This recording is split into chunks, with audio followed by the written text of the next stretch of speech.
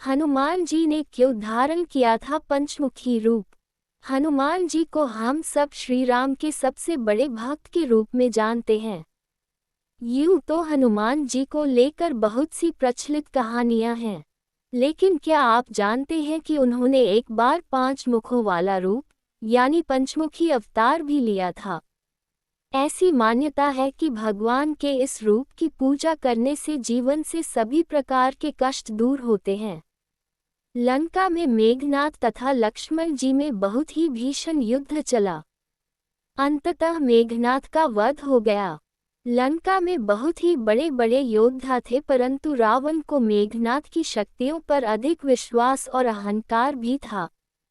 रावण जो अब तक मद में चूर था, ये खबर सुनकर खासकर लक्ष्मण जी कर पराक्रम सुनकर थोड़ा तनाव में आया।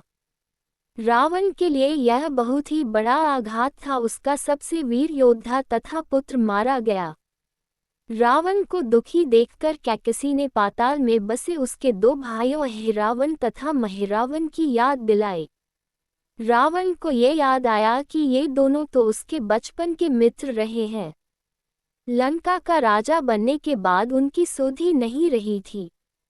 रावण ये भली भांति जानता था कि अहिरावण व महिरावण तंत्र मंत्र के महान ज्ञाता, जादू टोने के धनी और मां कामाक्षी के परम भक्त हैं। रावण ने उन्हें बुलावा भेजा और कहा कि वह अपने छल बल और कौशल से श्री राम और लक्ष्मण का अंत कर दें। ये बात विभीषण को दोनों के द्वारा पता चल गई। युद्ध में अहिरावण व महिरावण जैसे परम मायावी के शामिल होने से विभीषण चिंता में पड़ गए। विभीषण को लगा कि श्री राम और लक्ष्मण की सुरक्षा व्यवस्था और कड़ी करनी होगी। इसके लिए उन्हें सबसे उचित लगा कि यह जिम्मा परमवीर हनुमान को सौंपा दिया जाए। राम लक्ष्मण की कुटिया लंका में सुवेल पर्वत पर बनी थी। हनुमान जी ने श्री राम की कुटिया के चारों ओर एक सुरक्षा घेरा खींच दिया। कोई जादू टोना तंत्र मंत्र का असर या मायावी राक्षस इसके भीतर नहीं प्रवेश कर सकता था। अहिरावण व महिरावण श्री राम और लक्ष्मण को मारने उनकी कुटिया तक पहुँचे, पर इस सुरक्षा घेरे के आगे उनकी एक न चली। असफल रहे। ऐसे में उन्होंने एक चल चली। महिरावण विभीषण का रूप धारण कर कुटिया में घुस गया। राम व लक्ष्मण पत्थर की सपाट शिलाओं पर गहरी नींद सो रहे थे। दोनों राक्षसों ने बिना आहट के शिला समेत दोनों भाइयों को उठा लिया और अपने निवास पाताल की ओर लेकर चल दिए। विभीषण लगातार सतर्क थे। उन्हें कुछ ही देर में पता चल गया कि कोई अनहोनी घट चुकी है। विभीषण को महिरावण पर शक था। उन्हें राम लक्ष्मण की जान की चिंता सताने लगी। विभीषण ने महिरावण के बारे में बताते हुए कहा कि वे उसका पीछा करें। लंका में अपने रूप में घूमना राम भक्त हनुमान के लिए ठीक नहीं था।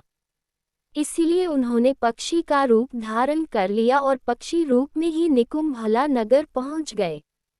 निकुंभला नगरी में पक्षी रूप धरे हनुमान जी ने कबूतर और कबूतरी को आपस में बात करते सुना। कबूतर कबूतरी से कह रहा था, रावण की जीत पक्की है। अहिरावण व महिरावण राम और लक्ष्मण की बलि चढ़ा देंगे। बस सारा युद्ध समाप्त। कबूतर की बातों से ही हनुमान जी को पता चला कि दोनों राक्षस श्री राम लक्ष्मण को सोते में ही उठाकर कामाक्षी देवी को बलि चढ़ाने पाताल लोक ले गए हैं। हनुमान जी वायु वेग से रसातल की ओर बढ़े और तुरंत वहां पहुंचे। हनुमान जी को राहतल के प्रवेश द्वार पर एक अद्भुत पहरेदार मिला। इसका आधा शरीर वानर का तथा आधा मछली का था। उसने हनुमान जी को पाताल में प्रवेश से रोक दिया। द्वारपाल हनुमान जी से बोला कि मुझको परास्त किए बिना तुम्हारा भीतर जाना असंभव है। दोनों में लड़ाई थम गई। हनुमान जी की आशा के विपरीत यह बड़ा ही बलशाली और कुशल योद्धा निकला। दोनों में भयंकर युद्ध हुआ, लेकिन बजरंगबली के आगे न टिक सका। आखिरकार हनुमान जी ने उसे हरा तो दिया, पर उस द्वारपाल की प्रशंसा करने से नहीं रह सके। हनुमान जी ने उस वीर से पूछा, हे वीर, तुम अपना परिचय दो। तुम्हारा स्वरूप भी कुछ ऐसा है कि उससे कौतूहल हो रहा है। उस वीर ने उत्तर दिया, मैं हनुमान का पुत्र हूँ और एक मछली से पैदा हुआ हूँ। मेरा नाम है मकरध्वज। हनुमान जी ने ये सुना तो आश्चर्य में पड़ गए। वह वीर की बात सुनने लगे। मकरध्वज ने कहा, लंका दहन के बाद हनुमान जी समुद्र में अपनी अग्नि शांत करने पहुँचे। उनके शरीर से पसीने के रूप में तेज गिरा। उस समय मेरी माँ ने आहार के लिए मुख खोला था। वह तेज मेरी माँ ने अपने मुख में के लिया और गर्भवती हो गई। उसी से मेरा जन्म हुआ है। हनुमान जी ने जब ये सुना तो मकरध्वज को बताया कि वह ही हनुमान है। मकरध्वज ने हनुमान जी के चरण स्पर्श किए और हनुमान जी ने अपने बेटे को गले लगा लिया और वहां आने का पूरा कारण बताया। उन्होंने अपने पुत्र से कहा कि अपने पिता के स्वामी की रक्षा में सहायता करो। मकरध्वज ने हनुमान जी को बताया, कुछ ही देर में राक्षस बलि के लिए आने वाले हैं। बेहतर होगा कि आप रूप बदल कर कामाक्षी के मंदिर में जाकर बैठ जाएं। उनको सारी पूजा झरोखे से करने को कहे। हनुमान जी ने पहले तो मधुमक्खी का वेश धरा और मां कामाक्षी के मंदिर में घुस गए। हनुमान जी ने मां कामाक्षी को नमस्कार कर सफलता की कामना की और फिर पूछा, हे मां, क्या आप वास्तव में श्री राम जी और लक्ष्मण जी की बलि चाहती हैं? हनुमान जी के प्रश्न पर मां कामाक्षी ने उत्तर दिया कि नहीं, मैं तो दुष्ट अहिरावण व महिरावान की बलि चाहती हूँ। ये दोनों मेरे भक्त तो हैं पर अधर्मी और अत्याचारी भी हैं। आप अपने प्रयत्न करो, सफल रहोगे। मंदिर में 5 दीप जल रहे थे। अलग अलग दिशाओं और स्थान पर माँ ने कहा, ये दीप अहिरावण ने मेरी प्रसन्नता के लिए जलाए हैं। जिस दिन ये एक साथ बुझा दिए जा सकेंगे उसका अंत सुनिश्चित हो सकेगा। इस बीच गाजे बजे का सिर सुनाई पड़ने लगा। अहिरावण व महिरावान बलि चढ़ाने के लिए आ रहे थे। हनुमान जी ने अब मां कामाक्षी का रूप धारा। अहिरावण व महिरावन मंदिर में प्रवेश करने ही वाले थे कि हनुमान जी का महिला स्वर गूंजा। हनुमान जी ने बोला, मैं कामाक्षी देवी हूँ और आज मेरी पूजा झरोखे से करो। झरोखे से पूजा आरंभ हुई। ढेर सारा चढ़ावा मां कामाक्षी को झरोखे से चढ़ाया जाने लगा। अंत में बंधक श्री राम और लक्ष्मण को भी उसी से दल गया। दोनों बंधक में बेहोश थे। हनुमान जी ने तुरंत उन्हें बंधन मुक्त किया। अब पाताल लोक से निकलने की बारी थी, पर उससे पहले मां कामाक्षी के सामने महिरावान और अहिरावण की बलि देकर उनकी इच्छा पूरी करना और दोनों राक्षसों को उनके किए की सजा देना शेष था। अब हनुमान जी ने मकरध्वज को कहा कि अचेत अवस्था में लेटे हुए भगवान राम और लक्ष्मण का खास ख्याल रखे। फिर दोनों राक्षसों से युद्ध करने लगे, पर यह युद्ध आसान न था। अहिरावण व महिरावन बड़ी मुश्किल से मरते तो फिर 5-5 के रूप में जिंदा हो जाते। इस विकट स्थिति में मकरध्वज ने बताया कि अहिरावण की एक पत्नी नागकन्या है। अहिरावण उसे बलात्कार लाया है। वह उसे पसंद नहीं करती पर मन मार के उसके साथ है। वह अहिरावण का राज जानती होगी। उससे उसकी मौत का उपाय पूछा जाए। आप उसके पास जाएं और सहायता मांगे। मकरध्वज ने राक्षसों को युद्ध में उलझाए रखा और उधर हनुमान जी अहिरावण की पत्नी के पास पहुँचे। नागकन्या से उन्होंने कहा कि यदि तुम अहिरावण की मृत्यु का भेद बता दो तो हम उसे मारकर तुम्हें उसके चंगुल से मुक्ति दिल देंगे। अहिरावण की पत्नी ने कहा कि मेरा नाम चित्रसेना है। मैं भगवान विष्णु की भक्त हूँ। मेरे रूप पर अहिरावण मोहित हुआ और मेरा अपहरण कर यहाँ कैद किए हुए है, पर मैं उसे नहीं चाहती। लेकिन मैं अहिरावण का भेद तभी बताऊंगी तब मेरी इच्छा पूरी की जाएगी। हनुमान जी ने अहिरावण की पत्नी नागकन्या चित्रलेखा से पूछा कि अहिरावण के मृत्यु का राज बताने के बदले में आप क्या चाहती हैं? आप मुझसे अपनी शर्त बताएं, मैं जरूर उसे पूरा करूंगा। दुर्भाग्य से अहिरावण जैसा राक्षस मुझे हर लाया, मैं अपने दुर्भाग्य को सौभाग्य में बदलना चाहती हूँ। अगर आप मेरा विवाह श्री राम से कराने का वचन दे तो मैं अहिरावण के वध का रहस्य बताऊंगी। हनुमान जी सोच में पड़ गए। भगवान श्री राम जी एक पत्नी निष्ठ हैं। अपनी धर्म पत्नी देवी सीता को मुक्त करने के लिए असुरों से युद्ध कर रहे हैं। वह किसी और से विवाह की बात तो कभी न स्वीकारेंगे। मैं कैसे वचन दे सकता हूँ? फिर सोचने लगे, यदि समय पर निर्णय न लिया तो स्वामी के प्राण ही संकट में है। असमंजस की स्थिति में बेचैन हनुमान जी ने ऐसी राह निकाली कि सांप भी मर जाए और लाठी भी नहीं टूटे। हनुमान जी बोले, तुम्हारी शर्त स्वीकार है, पर हमारी भी एक शर्त है। यह विवाह तभी होगा जब तुम्हारे साथ भगवान राम जिस पलंग पर आसीन होंगे वह सही सलामत रहना चाहिए। यदि वह टूटा तो उसे अपशगुन मानकर वचन से पीछे हट जाऊंगा। जब महाकाय अहिरावण के बैठने से पलंग नहीं टूटता तो भला श्री राम के बैठने से कैसे टूटेगा? ये सोचकर चित्रसेना तैयार हो गई। उसने अहिरावण समेत सभी राक्षसों के अंत का सारा भेद बता दिया। चित्रसेना ने कहा, दोनों राक्षसों के बचपन की बात है। इन दोनों के कुछ शरारती राक्षस मित्रों ने कहीं से एक भरामरी को पकड़ लिया। मनोरंजन के लिए वे उसे भरामरी को बार बार कांटों से छेड़ रहे थे। भरामरी साधारण भरामरी नहीं थी, वह भी बहुत मायावी थी, किंतु किसी कारणवश पकड़ में आ गई थी। भरामरी की पीड़ा सुनकर अहिरावण व महिरावण को दया आ गई और अपने मित्रों से लड़कर उसे छुड़ा दिया। मायावी भरामरी का पति भी अपनी पत्नी की पीड़ा सुनकर आया था। अपनी पत्नी की मुक्ति से प्रसन्न होकर उस भौरे ने वचन दिया था कि तुम्हारे उपकार का बदला हम सारे ब्रह्म जाति मिलकर चुकाएंगे।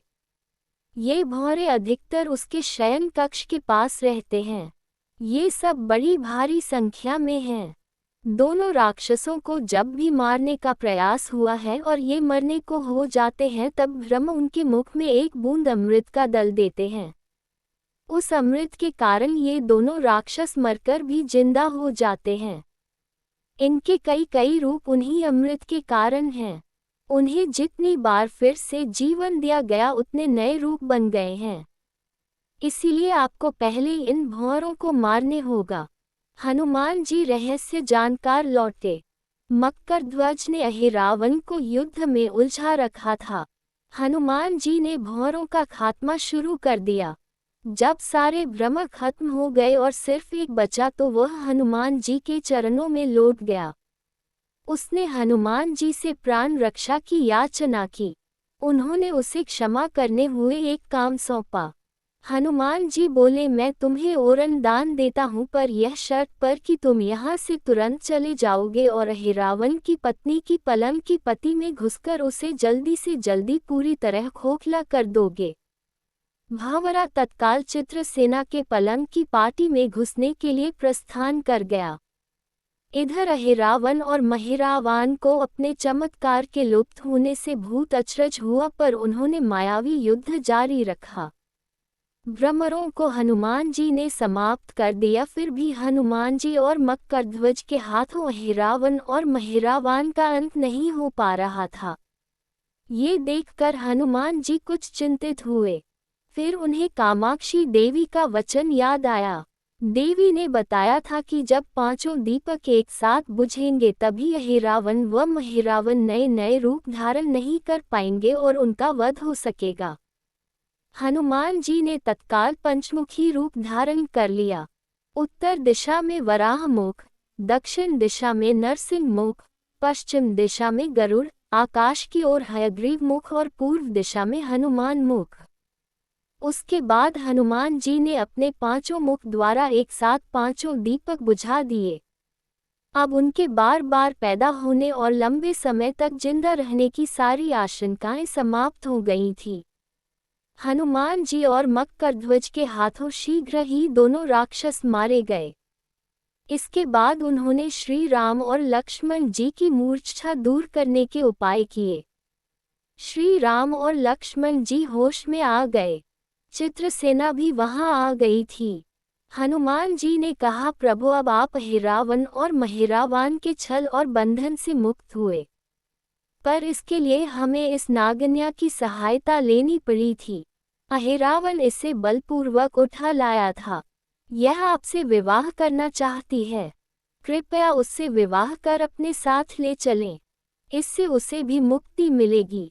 श्री राम हनुमान जी की बात सुनकर चकराए। इससे पहले कि वह कुछ कह पाते, हनुमान जी ने ही कहा दिया, भगवान आप तो मुक्तिदाता हैं। अहिरावन को मारने का भेद इसी ने बताया है। इसके बिना हम उसे मारकर आपको बचाने में सफल न हो पाते। कृपा निधान इसे मुक्ति मिलनी चाहिए, परंतु आप चिंता न करें। हम सबका जीवन बचाने के लिए बस इतना कीजिए कि आप बस इस पलंग पर बैठिए, बाकी काम मैं संपन्न करवाता हूँ। हनुमान जी इतनी तेजी से सारे कार्य करते जा रहे थे कि इससे श्री राम जी और लक्ष्मण जी दोनों चिंता में पड़ गए। वह कोई कदम उठाते कि तब तक हनुमान जी ने भगवान राम की बाह पकड़ ली।